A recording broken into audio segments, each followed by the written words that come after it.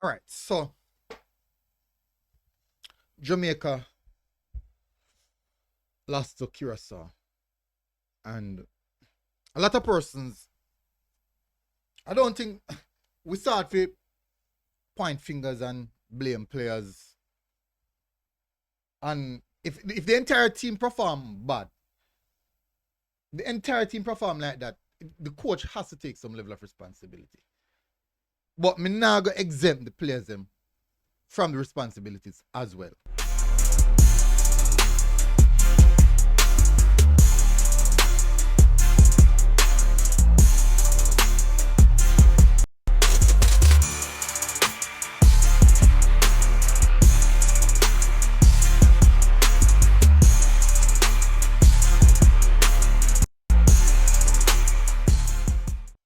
So welcome back, people, to MG Sports TV. Um, I forgot to say. Thank you very much, people, for joining again. Really appreciate it. So Jamaica lost their first game in the World Cup qualifiers final round against Curacao, and so much to talk about in that game. So much blame to throw around. So much factors in that game. Now, as supporters, we try to find players. I think a lot of persons try to find players to blame and look at most of the time players that they don't like in that scenario. But I strongly believe that for this case, the coach has to take a huge responsibility for what went wrong. Now, there are supporters who are saying that the team created a chance or enough chance to score. But let's say the team created 2 chances to score, and we scored those 2 chances. Don't you totally forget that Curacao also scored 2 goals? So we still would have just gotten a draw. Now we put yourself in one dangerous position, whereas we shouldn't be in right now. So Curacao got on top of the group, and in a really good position actually. They are on 9 points. We are on 6 points. Let me just. No, they are on 7 points. They are on 7 points. We are on 6 points, and it now puts them in the favorable position. They have a couple more games left to play, but the real danger come. What gonna happen on the final day? Nervous time. I'm gonna run through the game. I'm gonna run through the game. I'm gonna run through the starting lineup. I'm gonna discuss possible areas that went wrong, possible areas that we can fix. So we're gonna start off first with the starting lineup and each player role that they played in the game and how did they impact the game. For sure, I think the first goal, and people are gonna say Andre Blake, what players in front of Andre Blake. I want to go and look back on that first goal. Go and look back at it for yourself. That first goal that scored, the player, the last man in front of Andre Blake was actually at the 18-yard box line. That goal shouldn't have scored for Andre Blake. Yes, we understand he's our best goalkeeper, but that does not exclude him from being criticized for what he did wrong. The second goal now, I don't think that's on him. I think that's more a Lembikisa situation. Taking long to react. Then when the ball reaches the player, him not get closer to, not get tight enough to the player and couldn't stop the player from taking out the shot. So, and also, we lose the ball leading up to that goal as well. So, Andre Blake, I have to say, not the best performance from him, if I'm being honest. Some aspect of controlling the box, but it's just the first goal. I don't think that first goal should have scored at Andre Blake. I honestly don't think so. Anyways, Lembikisa. From about 3 minutes into the game, Lembikisa blow through his. Me I said, how you look so tired and the game just start? Why you looking that tired and the game just start? And most of the decision that he makes throughout the game, a little bit rushed. Like he might try to hurry up, forget the ball from his feet. He react slowly, like especially with the second goal or concede. He never get tight enough to the man. Quite a few times I see the winger get behind him. it didn't look sharp. It really didn't look sharp. And just most of the game, I think he just looked tired. Match sharpness is a hell of a thing. Match sharpness is a hell of a thing. I'm sure I think he played full 90. Like, wow.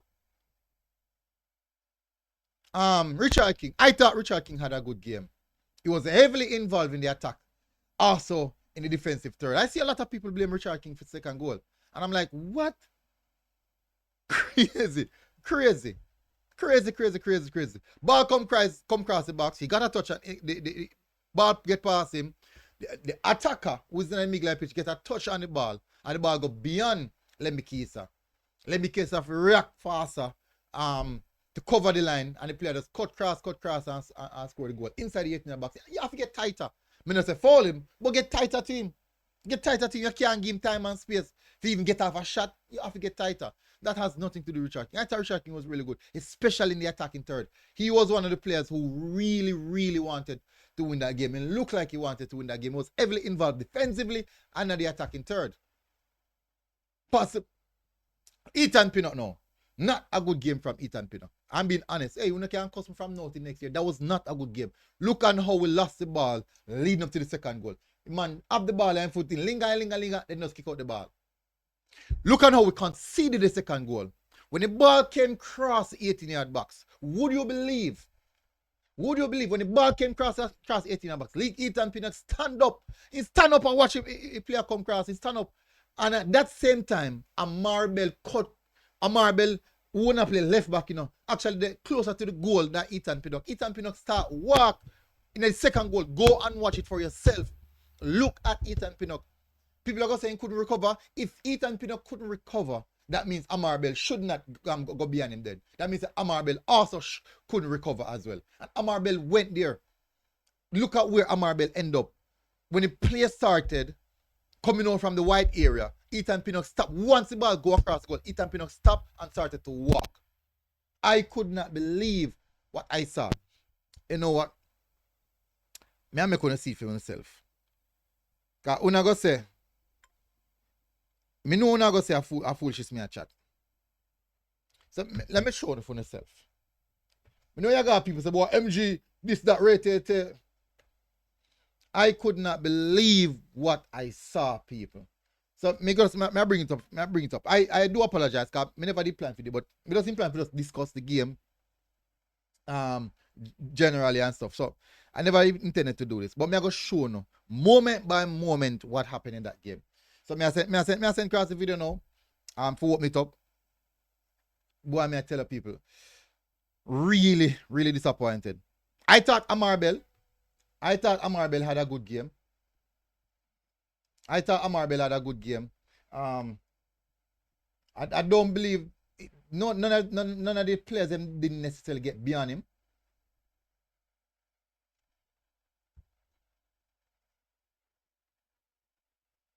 All right, so good. So let me save it now. All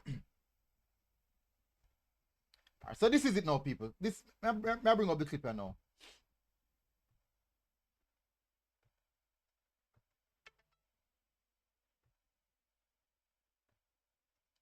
All right, good.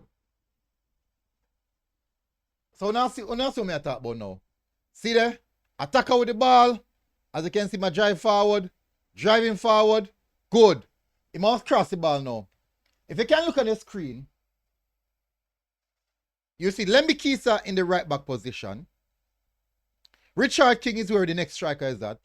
So basically, Ethan Pinnock does a run back. So Ethan Pinnock is over to the far left. Look at the pink boots.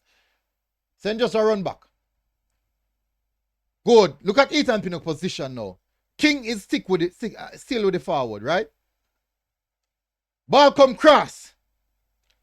Richard King turn. Didn't get much on it. Try to touch. Now, look at this. Look at the position of Ethan Pinnock. Look at the left back, Amari Bell. And look at the position of Ethan Pinnock. So now we have a 2v2 situation inside of our 18-yard box. The striker received the ball. Richard King made the first attack. First attempt to clear the ball. Never get it. Lemmy Kisa totally unaware of the man behind him. So look at it now. Good. Now look at the situation now. Lemmy Kisa go react now. Richard King come across the cover. The next striker. Look at Ethan Pinnock. Ethan Pinnock still not react. Look at Amari Bell behind Ethan Pinnock. Good. Look at Amari Bell movement now. Watch. Want to watch. So look at the space in between Lembikisa and the strike attacker. Now this is where Lembikisa should get closer. Good. Lembikisa get a little bit close there. Ethan Pinnock still haven't recovered as yet. Look at Amari Bell bursting towards the back post to cover the next attacker. That should have been Ethan Pinnock's job. Lembikisa, get past Lembikisa here. Look inside. Richard King still here covering the center of the goal. Also keep an eye on the attacker that is there in case the ball is passed to him. Lembikisa should have gotten a little bit tighter here. And he might go for his shot. No, people. Ethan Pinnock still is yet to recover whilst Amari Bell is at the back post. Now, I see people are blaming Richard King for here. Richard King did everything that he should have done here. Cover this man and ensure that this man will get the ball. And Lembikisa to get tighter to that man.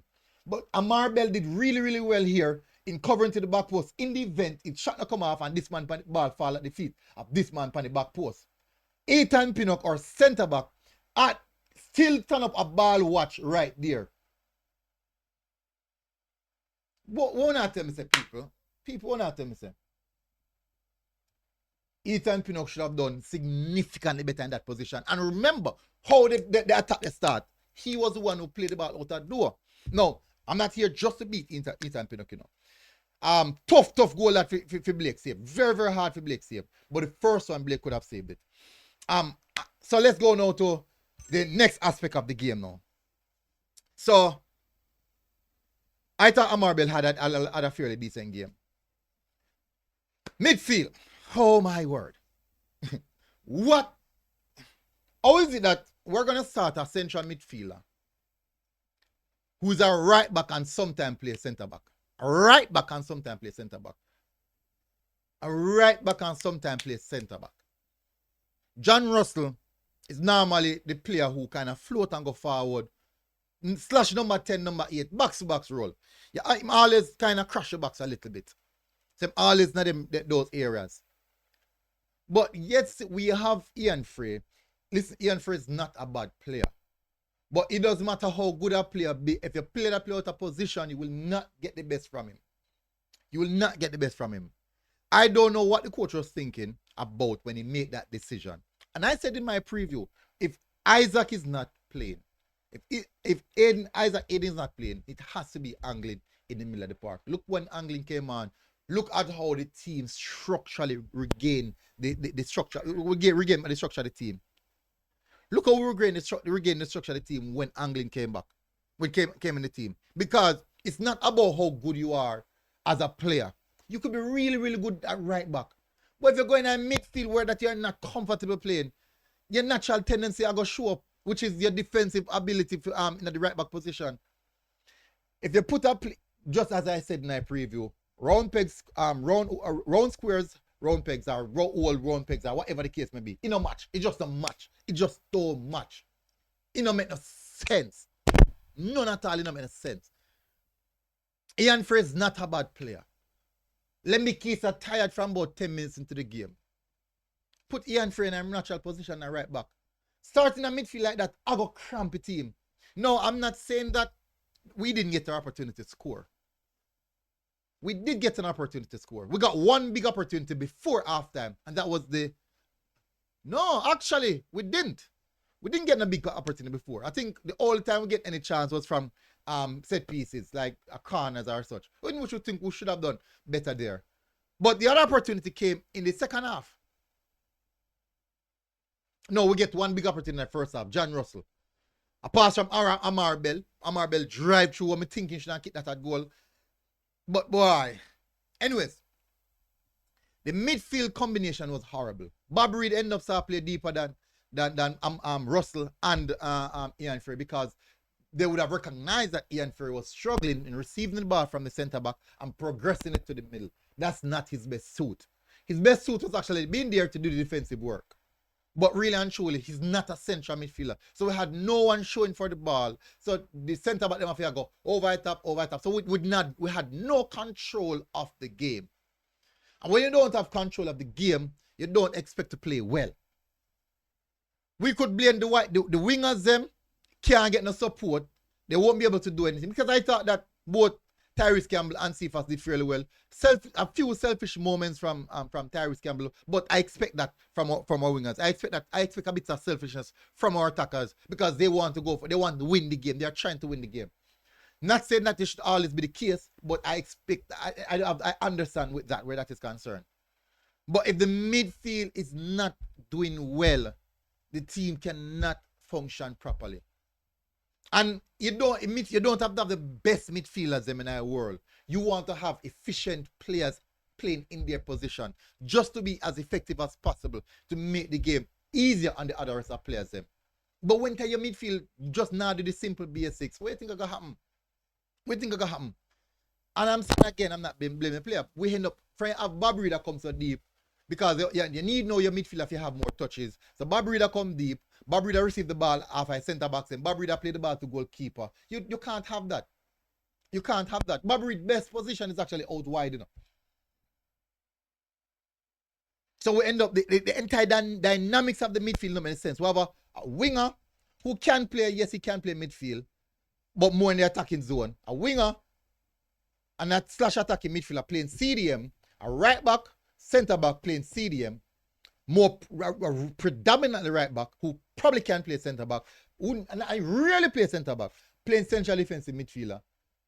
And then we just have basically there's no connection between them and Russell. No connection at all between them and Russell. We game a bit of understand. When we start play ball is when we had. These are the players I had on the pitch. When Anglin came on, we had Dixon in the final third. Dixon who understands the role of an attacking midfielder, how to progress the ball, the areas on the pitch of a pickup as an attacking midfielder. But when I say Dixon as an attacking midfielder, people are calling me say, boy, this, that, rated.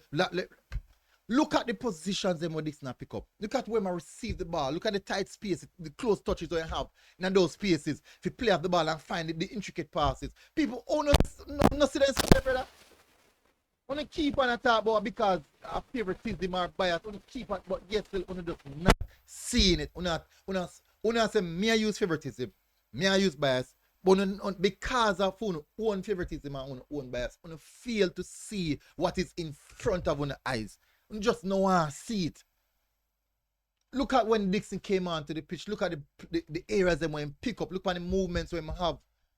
Look at the ball we pass in the final third. Look at the progressive passes. Look at the runs that we make as an attacking midfielder. Billy Cadamarati had no support. Oh my word. Everything man get a scrap. Man has a feed off a scraps.